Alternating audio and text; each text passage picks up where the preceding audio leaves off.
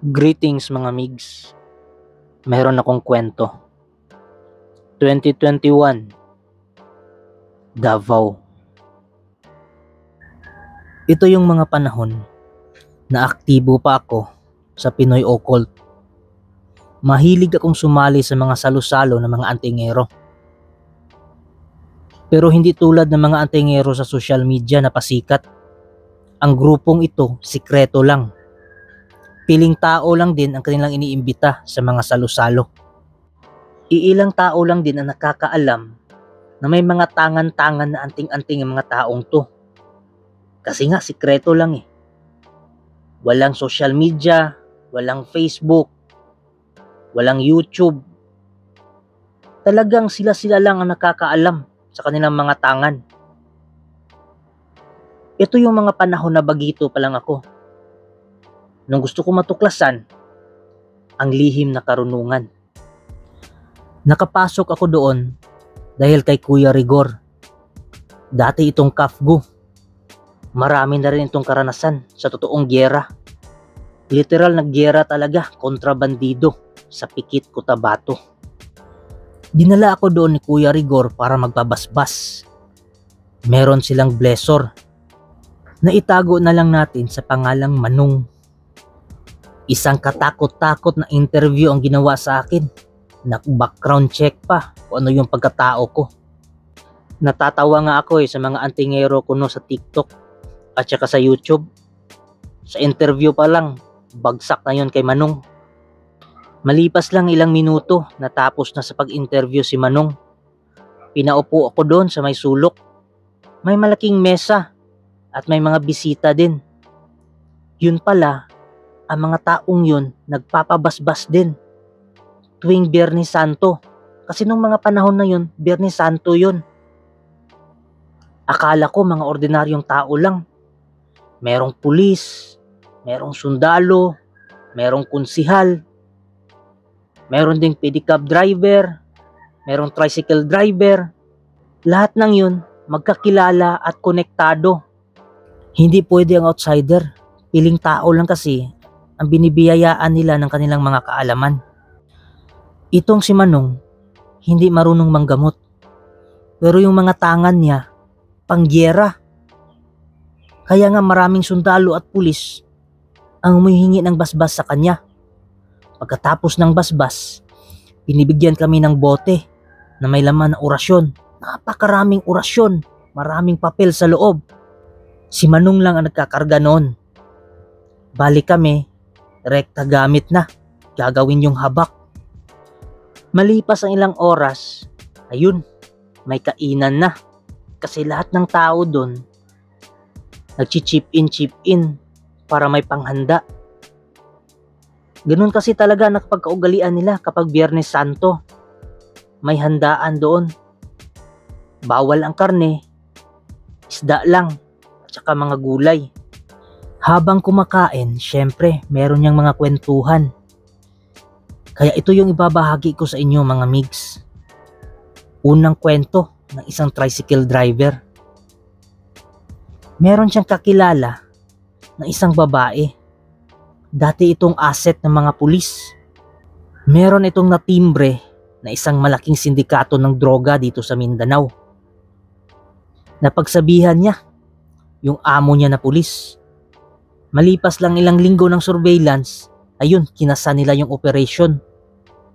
Timbog yung leader. Maraming patay nun mga migs. Pero yung anak ng leader, hindi napatay. Nakatakas ito. At malipas lang ang ilang buwan, ginantihan yung asset. Binaril sa ulo mga migs. Ang inutusan, kakilala lang din ng lalaking nagkwento. Pagdating daw ng bahay, bale magiinuman sana sila kasi may pera.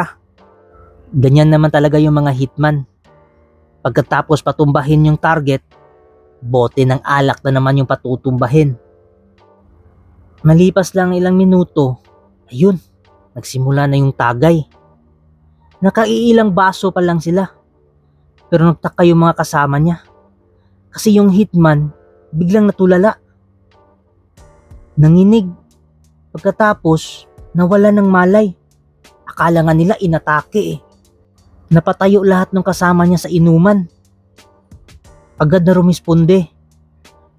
Pero ilang segundo lang yung lumipas mga migs. Dumilat ito. Pero nakatirik lang yung mga mata. Yung hindi mo makikita yung itim ng kanyang mata mga migs. Yung parang sinasapian. Ilang segundo lang yung lumipas. Napaiyak ito mga migs. Pero yung boses niya, babae na. Boses nung asset na kanyang pinatay. Umiiyak ito mga migs. Nagtatanong, bakit niyo ako pinatay? Anong kasalanan ko sa inyo? Sino kayo? Sino yung nag-utos? Lahat ng mga kainuman niya mga migs, natulala na lang lahat. Hindi alam kung ano yung gagawin. Itong tao na nagkwento sa amin, nandoon siya sa inuman. Siyempre, dala-dala yung tangan niya na bigay ni Manong. Kinuha na yung bote kasi may langis yun sa loob. Inagay niya sa kanyang palad yung langis. Pagkatapos pinahid niya sa noo nung sinapian. Mahirap mang paniwalaan, pero napasigaw ito. Pagkatapos dumighay ng usok na itim. Nang dahil sa insidenteng yon, naputol ang kanilang inuman session. Binuhat nila yung kakilala nilang hitman. Pinahiga nila ito doon sa sofa, sa mismong bahay kung saan nagaganap yung inuman session nila. Malipas ang ilang oras mga migs, nagising yung sinapian na hitman. Sobrang sakit daw ng ulo nito. At wala siyang alaala kung ano yung nangyari. Basta nanaginip na lang daw siya. Na may isang babae na walang mukha na pilit siyang sinasakal. Buong akala nila mga migs, hanggang doon lang yung insidente. Pero malipas lang ang ilang minuto, nag-ring yung cellphone ng hitman. Ang number na nakalagay, puro 0. Siyempre, nagtaka yung hitman kaya sinagot niya. Mahirap paniwalaan mga migs. Naka-loudspeaker yun, dinig na dinig nilang lahat. Ang tumawag doon ay ang kaluluwa ng babae. Umiiyak ito mga migs. Sinisisi niya yung lalaki sa kanyang kamatayan. Wala raw siyang kasalanan mga migs. Tumutulong lang daw siya sa mga otoridad. Kasi naglipana na raw ang mga adik sa kanilang lugar. Yung hitman mga migs, nawala sa kalasingan. Nandilat yung mga mata. Grabe yung gimbal na kanyang nadama nun mga migs. Hanggang sa yung nagkwento na may basbas ni Manong, binulungan yung hitman. Pare, humingi ka na ng tawad. Tapos magtirik ka ng kandila, ipagdasal mo. Sabihin mo, trabaho mo lang yun. Malipas lang ang ilang sandali mga mix, sinunod yun ng hitman. Humingi ito ng tawad. At nangako ito na ipagdadasal niya yung babae. Pagkatapos nun, naputol yung tawag mga migs. Doon sa salo-salo, kaming lahat namangha sa kwento. Grabe, totoo talaga yung kaluluwa ng isang tao. May buhay talaga pagkatapos ng kamatayan. Hindi namin alam, sa may likuran ko, nakikinig pala si Manong. Humirit din ito ng istorya. Meron din siyang karanasan sa isang kaluluwa. Isang araw daw nun mga mix, etong si Manong kasi, mekaniko. Pauwi na raw siya noon gamit ang kanyang motor. Nakasalubong niya yung matanda na kapitbahay nila. Yung matandang yun mga migs, matagal na yung nakaratay. Napaisip si Manong, hala, gumaling na pala to. Mabuti naman kung ganun, nakakalakad na siya uli. Hinintuan niya ito tapos binati. Pero yung matanda, nakatulala lang daw. Yung parang blanco lang yung mukha, blanco din yung tingin. Parang hindi niya kilala yung sarili niya. Napaisip na lang si Manong, baka ito yung resulta ng kanyang sakit at sa katandaan na rin. Kaya yun, dumiretso na lang siya pauwi. Pagdating niya doon sa bahay nila, nagtaka siya. Kasi doon sa mismong bahay ng matanda, maraming mga tao at may trapal. At may nagsusugal din. Tinanong niya ang kanyang asawa, "Day, anong meron doon? Ba't maraming tao?" Sumagot yung asawa nila, "Ay, yung matanda. Namatay na kaninang madaling araw. Diyan lang binurol sa kanilang bahay. Hinihintay din yung mga anak na dumating eh." Napailing na lang si Manong at sabi niya sa isip niya, may kaluluwa talaga ang tao. Yung mismong araw ding yun, nagtirik na kandila si Manong sa kanilang altar, tapos nag-alay siya ng dasal para doon sa matanda. Kasi feeling niya, hindi alam ng matanda kung saan siya pupunta. Hindi alam ng kaluluwa nito kung nasaan yung liwanag. Kaya nag-orasyon si Manong, nagabayan yung matanda. Humiling siya sa anghel ng Ama, nagabayan yung matanda para makatawid na sa kabilang buhay. Doon sa salo-salo mga migs, kaming lahat tahimik lang. Pati yung kasama naming si Mark, tahimik lang.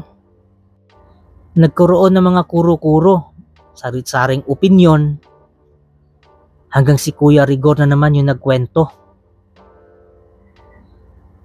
Ilalahad ko ito mga migs sa susunod na video. Giyera itong kwento ni Kuya Rigor. Kaya abangan nyo mga migs sa susunod na upload ko. At syempre mga migs, hindi pwede na wala tayong opinion. So para sa akin mga migs, niniwala ako na meron talagang kaluluwa yung tao. Kung pagbabasihan natin yung biblical, lahat doon sasabihin talaga na direkta na sa Ama pag natsugi ka. Pero para sa akin mga migs, manipulated kasi yung Bible eh. May mga naglabasa na nga mga articles na yun na yung mga totoong sinabi talaga ni Yeshua. Malayong malayo sa Bible na ginagamit ngayon yung King James. Yan yung ginagamit, binabasihan nyo ng mga pari ngayon at saka yung mga pabida din ng mga sugo kuno ng Diyos dyan sa social media. Ito para sa akin mga migs, may kaluluwa talaga yung tao at hindi lahat nakatawid. May iba dyan, earthbound pa rin. Dinidemonize lang yung mga pari. According sa kanila, pag nagpakita sa inyo yung kaluluwa, demonyo daw yon. Totoo naman, may iba talaga na demonyo talaga na nanggagaya lang. Pero may mga instances din na ang iba doon ay totoong kaluluwa talaga ng tao. Sa mga religious or religion leaders kasi, demonize kaagad sa kanila yan. It's because marami kasing nagmumulto ng mga pare, madre, pastor, at iba pang mga preachers na parang hindi nakatawid. So, sasabihin nila, defense mechanism nila, ay, ayun, ano yon, demonyo yon na nagpapanggap lang. Pero hindi natin alam, baka ilan doon ay totoong kaluluwa talaga na hindi nakatawid. Kahit na religious leaders sila, hindi sila nakatawid kasi may kasalanan yon na hindi lang nila sinabi. Kaya nga ang punto doon ay hindi sila naligtas ng kanilang relihiyon. Walang relihiyon na nakakaligtas sa kanila. Nasa tao yan, nasa ginagawa yan ng tao. Kung enough yung positive karma mo para mag-reincarnate or para mag-ascend into higher realm, to the realms of the deity or much higher pa, to be awakened na maputol mo na yung cycles of rebirth. So medyo mahirap intindihin ito sa mga sagrado relihiyoso, mga sagrado katoliko. Pasintabi po. Iba-iba naman tayo ng paniniwala eh. So yun lang po.